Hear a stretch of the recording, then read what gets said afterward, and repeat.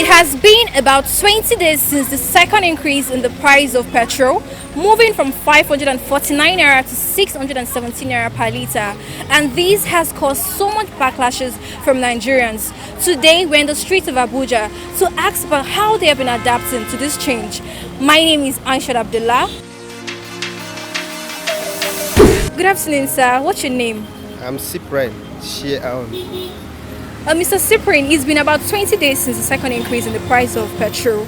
And how have you been coping? How has the changes affected your day-to-day activities? And also the price of commodities, how have you been coping with that?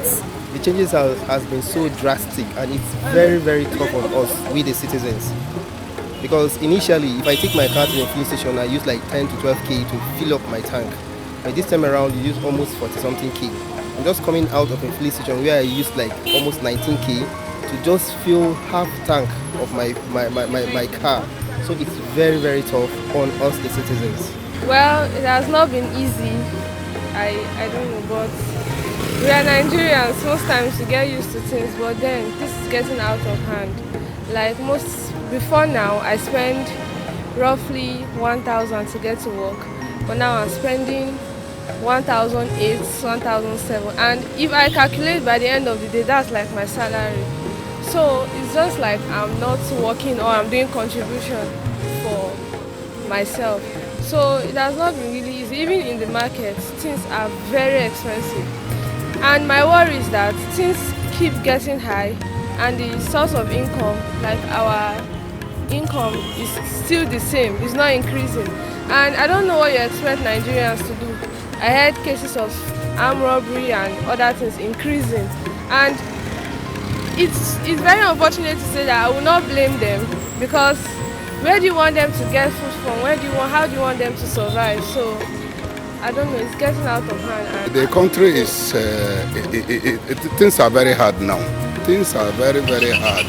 Transportation is something that is beyond the reach of the poor now.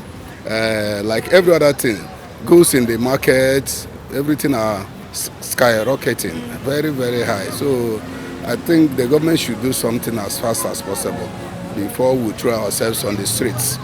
It's not easy, to tell you the truth. It's not easy. Even for me here like this, it's not easy to enter motor from my house to this very place. Sometimes I trek because of the fuel subsidy. Sometimes I find it so difficult to come to work. Even though that my boss is a very nice man and he understands. So like this very morning I trek down to my work because I wake up since very morning, like around 5, walking down from the road to this very place. It was not even like easy for me particularly. Even to survive it's not easy. It's very, very hard, very, very hard time. Ever in my life, very, very hard time like this. Even to say it's just like the Buhari government is better than this very government we are facing today. Because this very government is very hard government ever in my life. I never seen this kind of change before. Like this kind of subsidy is a very worst one. Honestly, my sister, I will tell you the truth. It's not easy at all. It's not easy. Where we were entering motor 100 naira before, now it's 400 naira. It's not easy. I'm just thinking how other people are coping. People that doesn't have another means of livelihood. They just depends on their salary. How are they even coping? Personally, I have 1 or 2 ways to hustle, but it's not easy. It's not how me are coping. It's how all Nigerian people coping, because I can't see why people are living under suffering. The first time we passed through COVID-19. After COVID-19, what's happened again? We come through cash scarcity, isn't it? Yes. Then after that again, we come to fuel.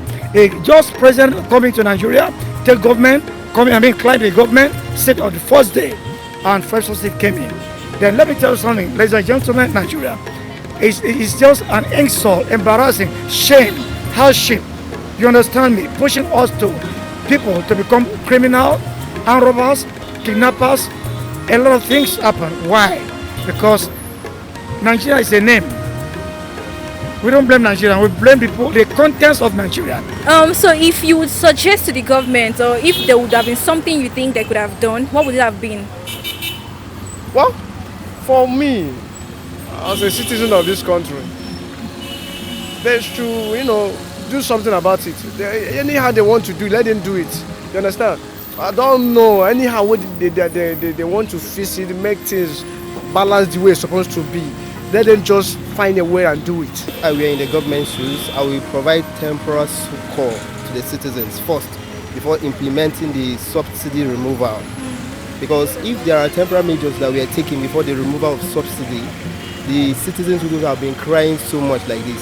And now the government said they've accumulated about 1 billion naira, and they did not tell us what they want to use the money for. I feel like removing subsidy immediately you enter power is not the right thing to do.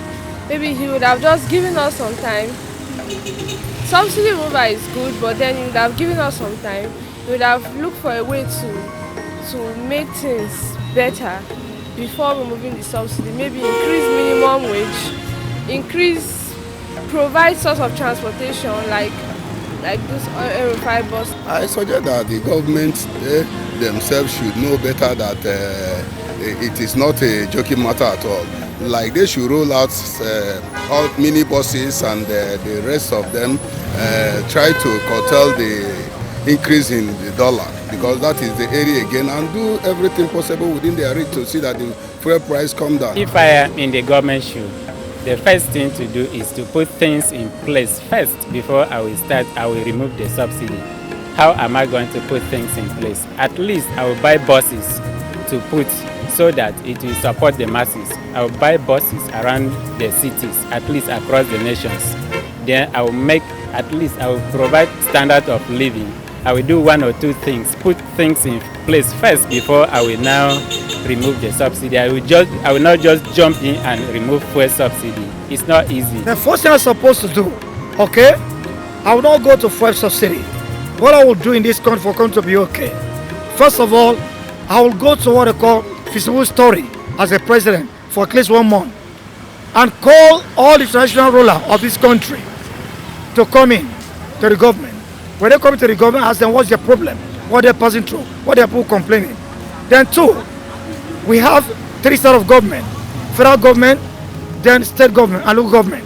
All the money they count out to local government chairman, what they do with it.